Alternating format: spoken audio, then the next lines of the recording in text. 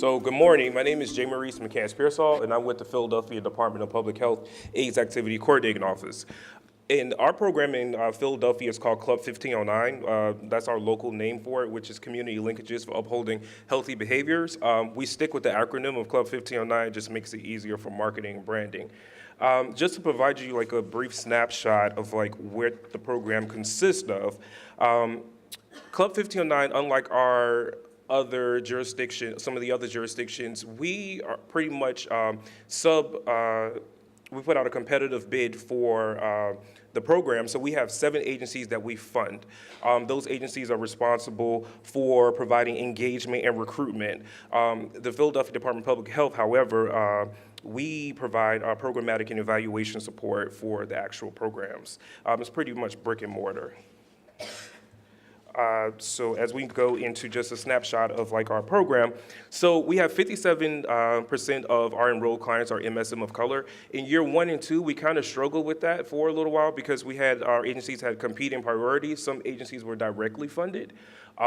So they had 1502 funding, they had other funding that caused, it was just pretty much everyone trying to pull from the same client pool. So in our year 1 and 2, we did see a lower number in our clients that were enrolled in the programming. However, we went back and did some training and some more evaluation with our program and found out, where the needs were.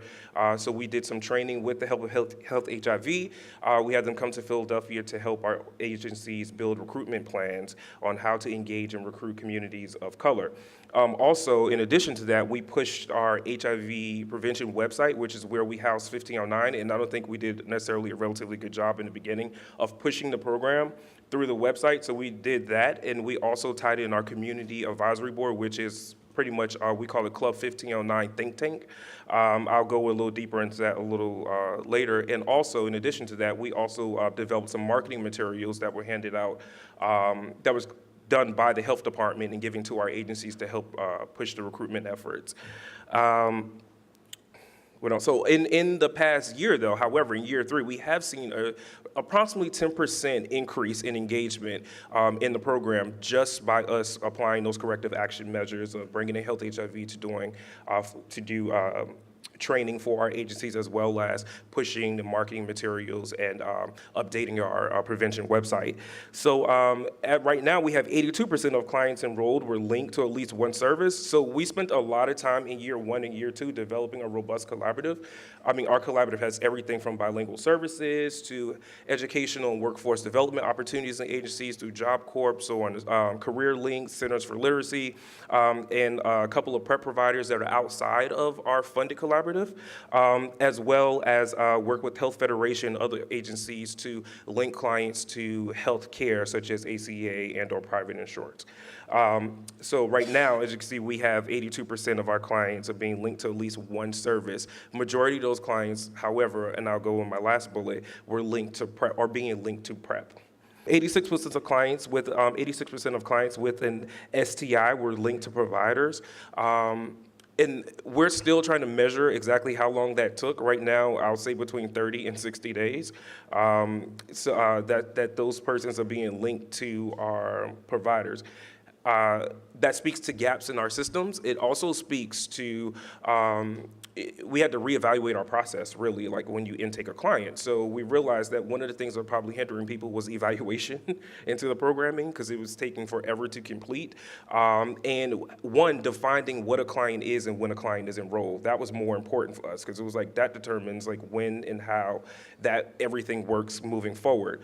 Also, another thing that we realized in the process that we were losing some of our clients due to the number of handoffs within our agencies. So we also went back and looked at restructuring the agencies based off of the intake assessment that we established, and how do we lessen the likelihood of handoffs in our agencies. Again, in year 1 and 2, this number was not 86%, it was roughly about 70-something-ish. So we had to increase about 15 to 16% in year 3, which we think is really great. Our target is 95%, and more likely 100. But right now we're at 86%, so we think that we're moving in the right direction. And again, that was based off of just reevaluating the program, even at midpoint. So, like Louisiana, we established a community advisory board, which we call our Club 1509 think tank. We started this in year one, because year one we just pretty much spent doing implementation. So what we did was we went into the community and we got people from the ballroom community, from academia, from the church community, every community you can think of, because one thing that we did realize or know, particularly me as a black gay man, that the black gay community is broken down into different communities. We're not just one. So we made an effort in that year one to go out and pull people from all community and help them, not help them, have them help us to inform programming and get from them pretty much what is it that you need or would like to see regarding programming in Philadelphia. We have think tank meetings quarterly as of now. And we've gotten some really great information. And again, some of that information is also being used to inform our efforts when it comes to recruitment and engagement of our priority population. One of the things that we faced in the beginning, we had this conversation with the CDC, was that the program is for MSM of color. However, Philadelphia has a large transgender population. And that is a population that's being lost in our system. So with that said, through the think tank and their pushing and bringing light to us and backing us, we were able to go to the CDC and say, hey, this is what we're gonna do. We're gonna include trans individuals in our programming as well. And I give all that credit to the think tank. We want to do it internally, but when you have the push of the community, the CDC hears you differently. So the think tank has been very instrumental in regards to that. Also, the think tank has been a major asset to us in regards to not the recruitment in the program, not just recruiting in the program, but also the development of materials. We had a Love Your Brother campaign that was done through the City Prevention Campaign, and we had some think tank members who were also part of that process. And to like the point that Tony made about Alabama, they helped inform us regarding like imagery. What they wanted to see was people who reflect the community in our marketing materials, not stock images, not persons from other jurisdictions. And these were things that have been heard previously, but it was just in a different light now that I think that they were heard, and they actually had the opportunity to see their feedback being applied to the program from year one, and we're now in year 3 going into year 4. So our think tank is very active, engaged, and involved. We're also thinking about moving forward into year 3. We had an idea of an ambassador program, of using the think tank as ambassadors for the program. However, we had an ambassador role we want to develop. Now we're thinking about moving that to more leveraging our think tank for recruitment efforts with an incentivized recruitment plan. So that's where we are regarding our think tank. So as of January 2018, Club 1509 developed partnerships with clinical providers to help us with our referral sources. So of our 7 providers that were funded, 5 of them are clinical sites, 2 aren't. So when we talk about engagement and recruitment into the program, it's like, well, if there's a need for a prep, how do you get those persons into prep if you're not a clinical site? Because again, these organizations were chosen based off of their demonstrated ability to identify, engage, and test MSM of color. But that does not mean that they are clinical sites. So with those 2 organizations, what we did is we established partnerships with UPenn, which is a major research hub here in Philadelphia. And we worked with the Children's Hospital of Philadelphia as well. And we developed a partnership with GPHA, which is the Greater Philadelphia Health Association. So what they're doing is they're working with our agencies that are non-clinical agencies and help like funnel people from their program into, the non-clinical program into clinical program for clients who are interested in PrEP.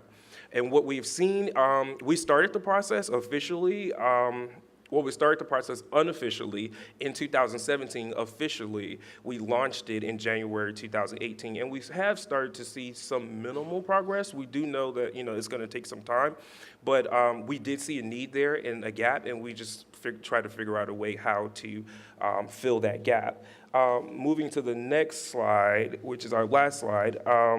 One of the things I want to pick out as a particular area of programmatic success is client engagement and linkage to PrEP.